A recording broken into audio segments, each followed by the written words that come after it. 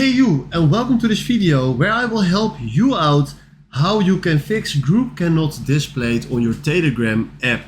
And this is very simple to fix. Alright, first, if we are in our Telegram application, we can see an option how we can fix this. Because if I go to settings, I go to privacy and security, here are not any options how we can fix this. So you need to go to your Safari and you need to log in to your Telegram app or your Telegram account on the Telegram web site.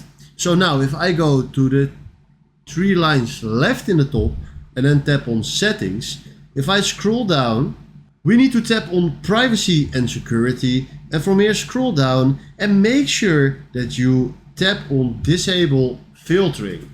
Alright, after this setting, you will see the content or stuff in the group again, and this is the setting that you needed. Alright, if you found this video helpful, please consider subscribing and give this video a like. And then for now, thanks for watching.